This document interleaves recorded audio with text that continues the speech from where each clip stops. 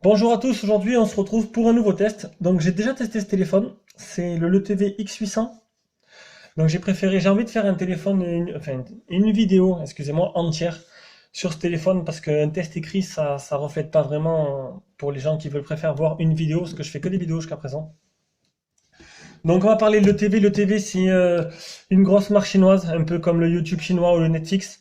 Ils font les télés, ils font plein de produits électroniques. Ils se sont mis au téléphone en juin 2015. Ils ont sorti trois téléphones. Le X600 qui était l'entrée de gamme, le X800 qui est lui, et le X900, le Max, qui était soi-disant le haut de gamme.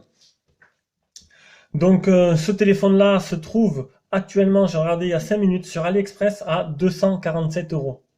Donc c'est vraiment un très très très bon prix pour, vous allez voir, un téléphone vraiment haut de gamme qui est vraiment excellent. Voilà. J'ai oublié encore une fois le petit kikou pour ouvrir les port SIM, je reviens.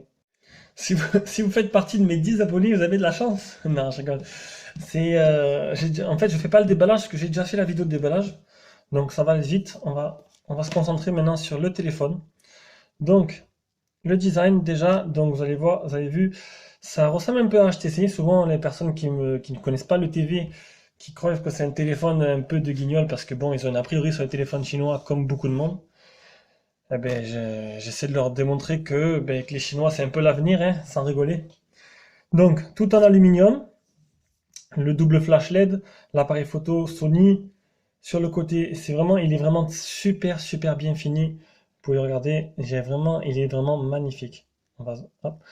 Je vais préciser que, vu que d'habitude je filme avec mon téléphone qui est le TV, je fais actuellement cette vidéo avec le Xiaomi Note 3, Redmi Note 3, et ça a l'air vraiment d'une qualité vraiment un peu au-dessus de ce télé vous allez voir, je vous expliquerai plus tard. Donc, derrière, voilà, sur le côté, le bouton Power, on va ouvrir, hop, double carte SIM, une nano, une micro, voilà, pas de port micro SD, je vais le répéter. Comme sur le Xiaomi, il n'y a pas de port micro SD. D'ailleurs, vous allez voir qu'au fur et à mesure de ce test, le TV, ça ressemble beaucoup à du Xiaomi. Voilà. Donc la prise jack. Et de ce côté, le port infrarouge, exactement comme le Xiaomi, ce qui sert de télécommande. De ce côté, le bouton volume power volume power. Et ici, je pense que le flash, on va mettre ce côté-là parce que le flash du Xiaomi est vraiment puissant et ça reflète mal. Voilà, de ce côté, je sais pas si vous voyez, comme les iPhones. Et c'est vachement super ça, c'est vraiment un détail qui m'a vraiment plu, c'est pour couper le son, tout simplement, le volume. Et en bas, les grilles haut-parleurs. Est-ce qu'on peut enlever le flash? Hop, j'éteins, je rallume la vidéo pour enlever le flash. Voilà, c'est mieux sans flash, hein? Donc, on va fermer. Et de ce côté, vous avez deux grilles, il s'allume tout seul, c'est le double tap. De ce côté, vous avez deux grilles de haut-parleurs. Donc le haut-parleur, il est de ce côté. Ça, c'est pour faire beau. Et le port micro type C, micro USB type C. Le nouveau connectique. Hop là, j'aime pas avoir ma tête. Ça ira très bien. Et sur l'écran, c'est rien, hein, c'est juste un film que j'ai rajouté. C'est assez dégueulasse, mais bon, ça me protège. L'écran, c'est le principal. Donc voilà le design. Donc magnifique. Très bien fini, pas très lourd. J'ai pas le poids, je peux pas vous dire le poids. Non, je l'ai pas. Si, 177 grammes. Voilà, 167 grammes. Les dimensions, j'ai commandé une balance, donc après je pourrais vous poser les téléphones en direct. Les dimensions, c'est 148 en longueur, 73 de largeur, 1,8 et 9,4 d'épaisseur. Donc c'est bon. 9,4, c'est vrai que c'est pas les plus minces, c'est pas plus mince comme téléphone, mais bon, il est pas non plus super épais, je trouve qu'il veut. Franchement, il me choque pas du tout. Il est bombé un peu. Je sais pas si vous voyez, hop, il est bombé un peu comme le Asus Zenfone. Sauf qu'il est beaucoup moins épais que l'Asus Zenfone quand même, hein. Voilà, l'écran est super compact. Vous avez vu, il n'y a pas beaucoup de bandes en haut et en bas. On verra ça par la suite. Donc, ça, c'était le design.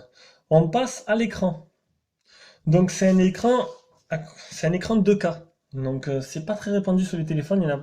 Bon, il y a le Galaxy S6 qui a ça, mais bon, il y a le LG aussi qui fait ça avec leur LG G3 et LG G4. Donc c'est un écran 2K de 5,5 pouces IPS de C Sharp. Donc on est censé avoir une très très belle définition avec. J'ai pas les PPI par pouce. Non, j'ai pas noté ça.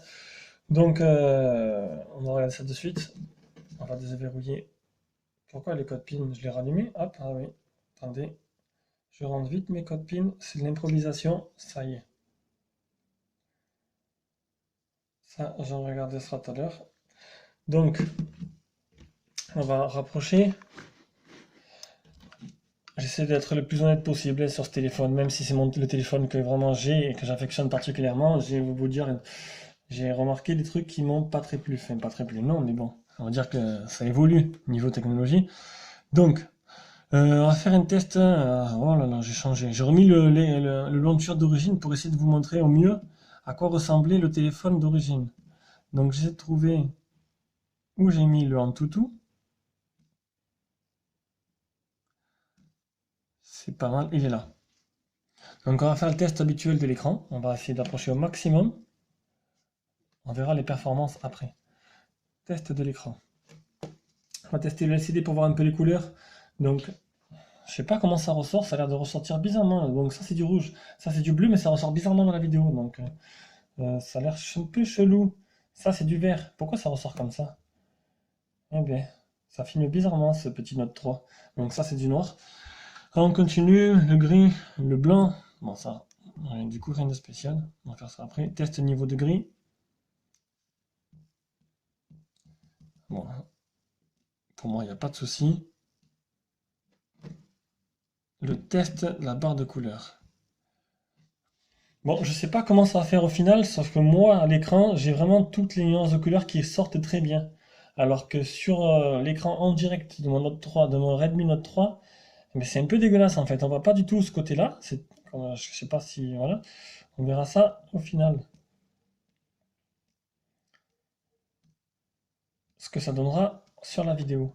Donc on va le passer parce que du coup, je sais pas ce que ça va donner. On va voir le test multitouch. Hop, on va mettre les 10 doigts, 7 doigts. 8, on va essayer de mettre les 10. 8, ah, c'est pas très important, mais bon, c'est jamais. 9, il manque un doigt. Comment mettre les 10 doigts?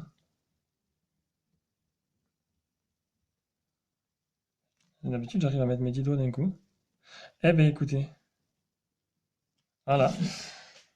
C'est pas très utile, mais bon, c'est bon à savoir. Donc, voilà, donc on va vous parler de l'écran, je vais être vraiment honnête. Je trouvais bien l'écran. Et en fait, une fois, depuis que j'ai le Redmi Note 3, eh ben en fait, je le trouve dégueulasse. Enfin, dégueulasse non, mais en fait, malgré la luminosité au maximal que j'ai mis, eh ben, quand on met les deux téléphones à côté, eh ben en fait, il n'y a pas photo. On va dire que l'écran IPS qu'il y a sur le Redmi Note 3 est au moins 40% mieux. J'arrive plus à parler. Car il est mieux, il est plus lumineux que celui-là en fait. Je trouve qu'en fait les couleurs ressortent pas très très bien. Ça c'est fade. Donc je sais pas si c'est la ROM custom qui est dedans, mais vraiment je trouve ça assez fade en fait. Donc voilà. Donc il est pas moche, franchement moi ça me convenait très bien, mais c'est vrai que comparé au nouveau téléphone que j'ai testé dernièrement, ben ça y a rien à voir. Voilà, donc ne vous arrêtez pas à ça. L'écran est très beau, mais c'est sûr que bon. Alors voilà, est-ce que ça vient de la ROM? Parce que j'ai entendu dire que la ROM Mini, l'écran, la luminosité montait pas exceptionnelle. Je parle pas du tout français, mais bon, j'ai du mal à m'exprimer. Voilà, je pense que vous m'avez compris. Voilà. Oula, on va passer le côté design et écran du téléphone et on va faire une petite pause. Allez, on revient. On va parler logiciel maintenant. Donc, on va vous expliquer un peu. Donc, le logiciel embarqué, la surcouche de l'ETV, c'est EUI. D'ailleurs, l'ETV, ça a été renommé en LECO. Donc, si vous cherchez, c'est maintenant LECO. L-E-C-O-O. Donc, c'est EUI, ça ressemble beaucoup à du Xiaomi. Il n'y a pas de tiroir d'application, c'est exactement la même chose. Vous faites comme iOS en fait. Ça ressemble vraiment à la ROM de ROM MUI d'ailleurs. Alors, les petites différences, dans ce côté, vous avez les boutons. Donc, les boutons sont rétroéclairés, je vais le dire. On le voit peut-être pas très bien, si on le voit, si. Donc, le côté, le bouton retour. Le bouton central qui revient à l'accueil. Si vous laissez appuyer, vous avez un menu recherche, en chinois. Ouais, parce que je vous dirai ça après. De ce côté, on laisse appuyer, on a le bouton c'est le bouton option en fait. Il faut laisser appuyer dans les applications, c'est le bouton option, il faut laisser appuyer. Donc widget, thème, wallpaper. Voilà. Donc il y a plusieurs wallpapers. Ça, on s'en fout un peu. Tout le monde peut en trouver. Et ça, je sais pas, c'est en chinois. Et si vous appuyez qu'une fois, ça vous amène vers. En fait, au lieu de ça en haut, c'est en bas. C'est dans. Voilà, c'est là. Il y a tout. C'est assez sympa, je trouve. Au début, j'ai eu un peu du mal. J'ai descendu, j'ai dit, il se passe rien. Il n'y a que ça, il n'y a que les notifications. Eh bien non, c'est tout en bas. Donc vous clichez en bas, vous avez. Ça, c'est pour la télécommande. Voilà, accès à l'appareil photo, la calculatrice, la lampe torche. Hop, on va essayer de suite. Vous avez. Hop. Ah, je l'ai éteint. On revient. On va éteindre la lampe torche. Le réveil, l'agenda, et voilà, et ainsi de suite, le paramètre. C'est des raccourcis, franchement, et je trouve ça assez sympa. Franchement, j'ai bien aimé. On voit mal. Pourquoi ça fait pas l'autofocus? Allô. On va rapprocher la caméra. J'espère qu'au final ça donnera bien. Je vais pas la faire plusieurs fois cette vidéo. Donc voilà, donc là vous avez aussi tous les raccourcis, Bluetooth, Wi-Fi, exactement, et toutes vos applications ouvertes. Donc c'est assez, franchement c'est bien foutu. C'est vraiment le truc qui m'a vraiment plu chez eux. C'est tout réunir au même endroit et de façon, vous avez le lecteur audio aussi, et il y a tout réuni là. Donc il n'y a plus rien en haut. Hop, il n'y a plus rien en haut, mais il y a tout en bas, sur ce bouton. Donc le logiciel. Donc c'est sous Lollipop, toujours pas de mise à jour vers Marshmallow. Qu'est-ce que je vais vous montrer? On va montrer un peu ce qu'il y a dedans. Donc, je vais vous expliquer déjà un truc.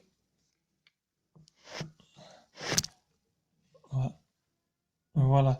Donc, comment vous expliquer? Donc, EUI, c'est comme lui. Donc, il y a une mise à jour mensuelle stable et une mise à jour hebdomadaire expérimentale. C'est exactement la même politique que fait Xiaomi.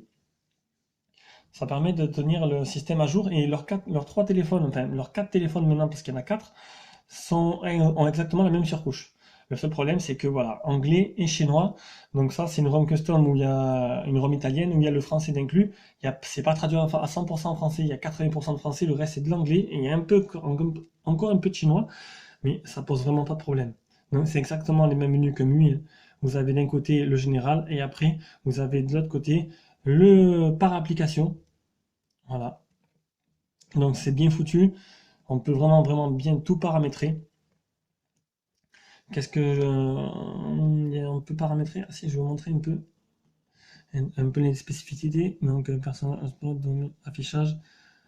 Voilà, vous avez un mode de couleur, donc là, les plusieurs couleurs différentes qui changent. Vous voyez à l'écran en direct, suivant la couleur que vous préférez avoir, plus clair, plus foncé et tout.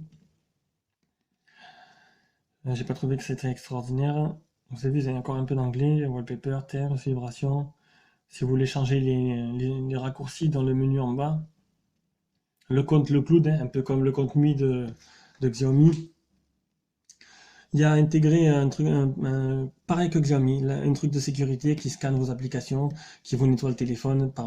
C'est vraiment pompé dessus, enfin pompé. Ils ont fait ça à leur sauce, ils ont modifié. Je trouve pas ça vraiment pompé dessus, mais bon, ils ont pris pas mal d'idées chez Xiaomi parce que bon, pour essayer d'avoir le même succès. Donc voilà, ça c'est la partie logicielle. Donc bon, j'ai reçu quelques deals en direct. Je pense que j'ai tout dit. Juste un truc, je reviens sur l'écran. Vous avez vu? Écran éteint. Hop. On voit ma tête. Écran éteint tout noir. On voit pas trop les bandes noires. Hop. Écran allumé. Vous avez vu? Des petites bandes noires assez disgracieuses sur le côté. Ça, c'est vraiment un truc qui me fâche. Je me languis. J'ai vu que voilà, il y a beaucoup de téléphones qui vont arriver, qui promettent d'avoir des bords assez très fins, ce qui ferait vraiment très beau, quoi, visuellement. Là, les bandes noires, ça gâche un peu tout. Voilà. On passe à la côté performance. Alors, performance du téléphone. Donc, vous l'avez vu tout à l'heure, on va commencer par le Antutu. Si je sais, je le retrouve, il est là. Antutu, il est où?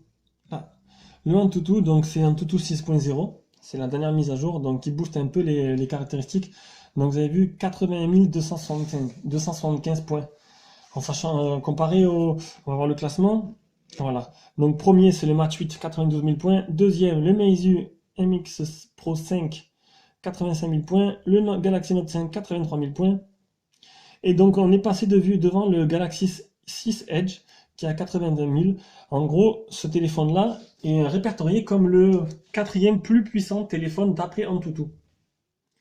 Vous avez le dernier téléphone, le Mi Note Pro. Non, c'est pas le Mi Note 3 Pro, celui-là que j'attends. Voilà, donc je suis assez content du téléphone, j'ai pas de problème. Donc c'est bien un X Pro, LTV 1 Pro X800 Plus, donc je sais pas la différence entre le plus et le normal. Et un Snapdragon Qualcomm 810 qui équipe pas mal de téléphones haut de gamme, qui est réputé pour assez chauffer. Je trouve qu'ils ont assez géré là-dessus, ça chauffe pas tant que ça. Un Adreno 430 pour la partie graphique, un écran 2K, 13 mégapixels, 8 ou 5 à l'avant, je sais plus exactement, 32 Go de ROM et 4 Go de RAM. Donc c'est assez énorme, 4 Go de RAM, ça vous permet de rien fermer. Vous laissez tout ouvert et vous reprenez exactement là où vous l'avez laissé. Ça c'est assez extraordinaire. Moi j'utilise jamais 4 Go de RAM, hein, c'est vraiment beaucoup. 2 Go c'est bien, 3 Go ce serait le top, 4 Go ça fait beaucoup, après bon. Ah voilà, densité de pixels 560 dpi, ça c'est ce que c'était pour tout à l'heure pour l'écran. Voilà, je pense que c'est bon. Et voilà, je vous montrerai tout à l'heure un peu la suite. On expliquera dans la suite. Donc, performance. Maintenant, on va tester les performances en jeu. J'ai mis 3 jeux. Ah merde, j'aurais dû lancer les multitâches. Le jeu était déjà lancé. Donc, j'ai mis 3 jeux.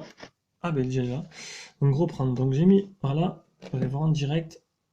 Need for Speed. C'est sûr que si j'incline. Donc, c'est Need for Speed. Donc, c'est un jeu qui est assez rapide et qui, donc, du coup, a besoin de fluidité. Vous avez vu, ça lag pas. C'est sûr que je vais avoir du mal à jouer en fait. Je peux pas tourner. Voilà, donc ça marche assez bien, hein. On va quitter. Hop, vous allez voir, on va faire marcher le multitâche. Need for Speed, Antutu, paramètres, les thèmes, téléphone. Voilà, hop, Rayman. Merde. Rayman.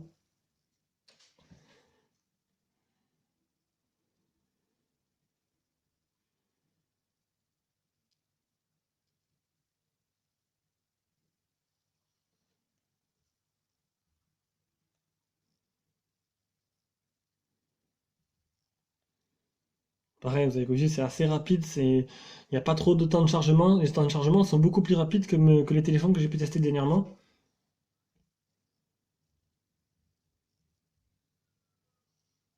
Allez, go. Bon, voilà, c'est un Snapdragon 810. Je vous montrer les jeux vraiment pour le fun, mais il y a vraiment pas quoi s'affoler. Il y a tous les jeux qui passent. Il n'y a rien qui lag. C'est vraiment, il n'y a rien à dire, quoi. C'est pas comme si je testais un Mediatek. Oh là, je suis parti de mauvais côté. Bon, c'est pas grave, ça marche. Et le dernier, un petit D-Trigger 2 pour finir. C'est les 3 jeux que je testerai sur tous mes téléphones. Un jeu de voiture qui a besoin de fluidité, un FPS assez gourmand, ainsi que Rayman qui aussi a besoin de fluidité. Là, je crois qu'il y a un truc qui va apparaître, je vais le cacher. Ah non.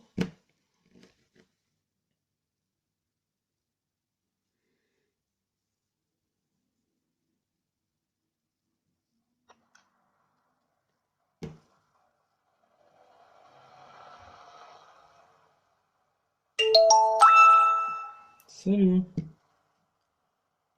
Voilà. Bon, ça va être une formalité, hein, le jeu tourne en performance maximale, donc il n'y a pas de problème. Ça tourne bien, c'est fluide, c'est beau.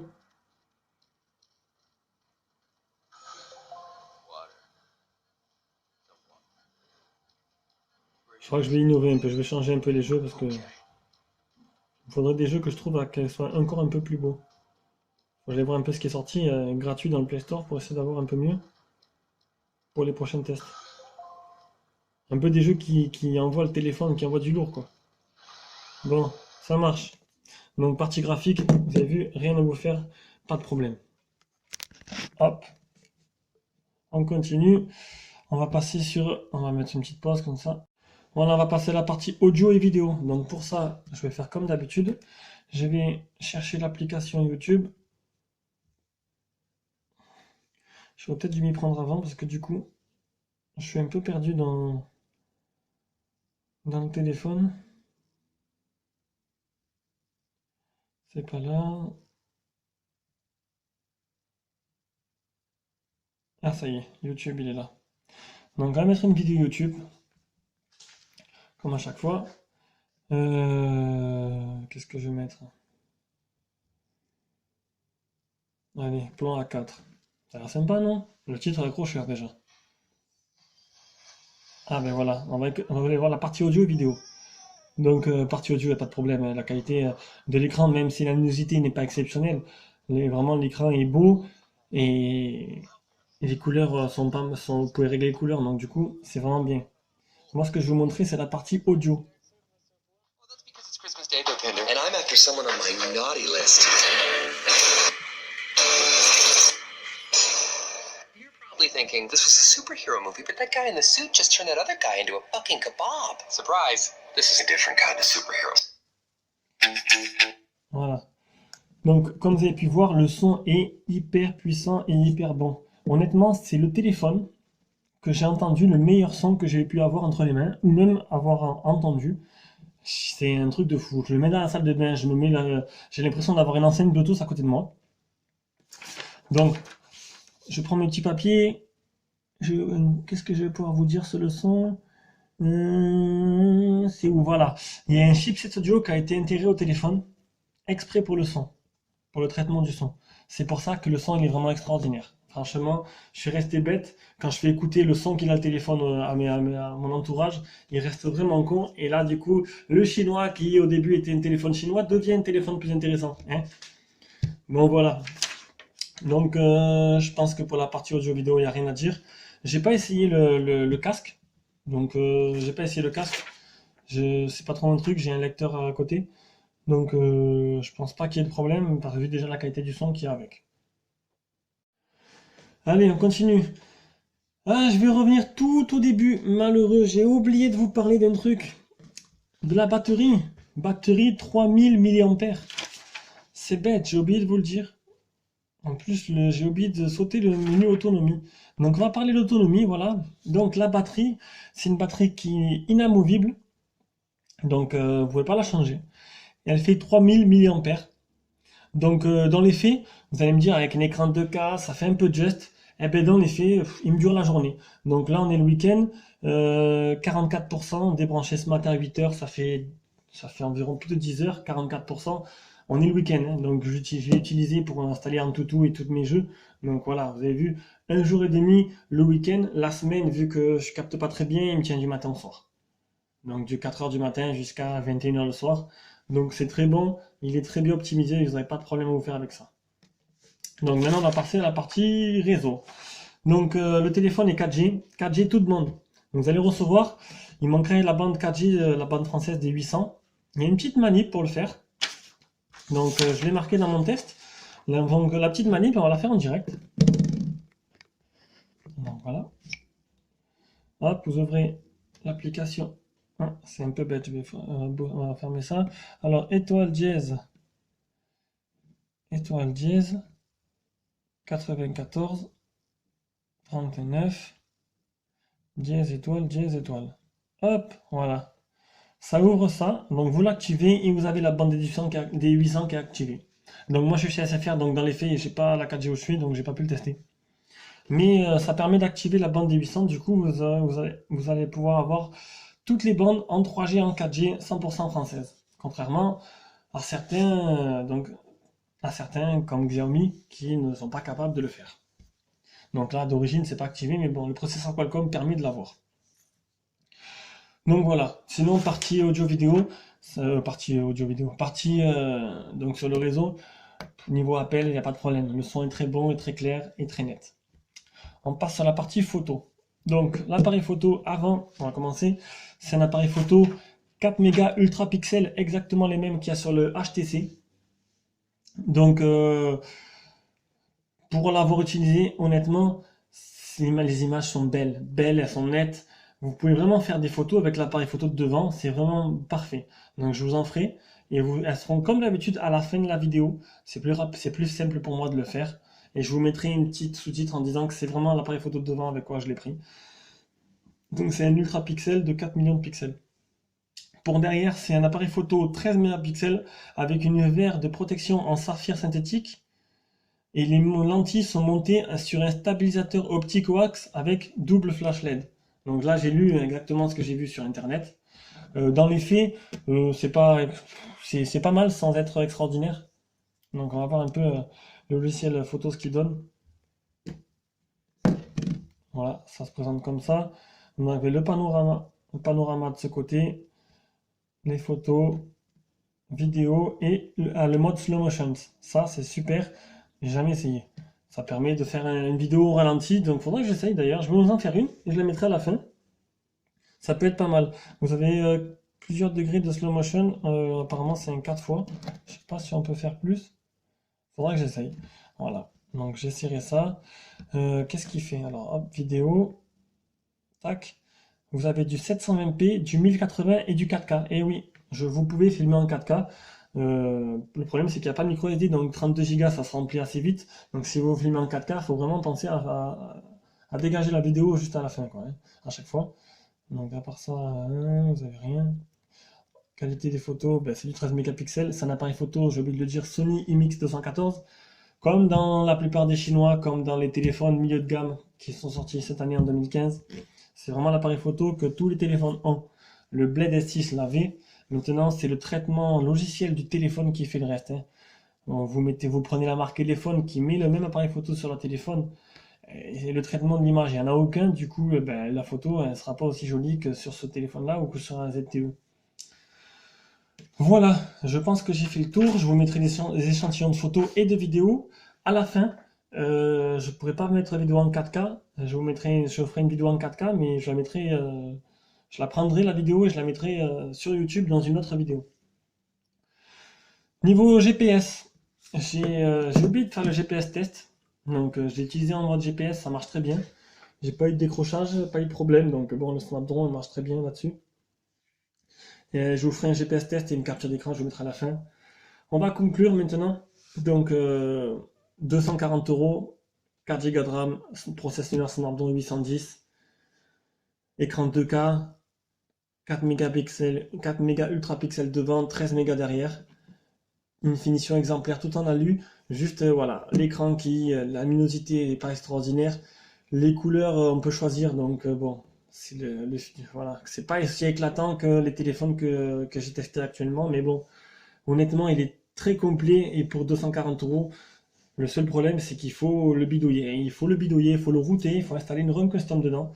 Donc c'est peut-être pas à la portée de tous, mais honnêtement, ce téléphone-là, je lui mettrais un bon 9 sur 10. Je note pas mes téléphones, mais celui-là, franchement, je peux le noter et je vous dis, là, achetez-le les yeux fermés, il n'y a pas de souci, il a tout ce que vous cherchez dans un téléphone. Voilà. Je vais le changer prochainement, je le sais, parce que je suis un peu fan de téléphone. J'ai commandé le P9000 Little. Alors je verrai bien s'il me convainc et s'il me permettra de passer à autre chose. On verra bien. Voilà, bah écoutez, c'était un peu calamiteux, mais bon, comme d'habitude, c'est improvisé. Bon visionnage à tous et à la prochaine vidéo.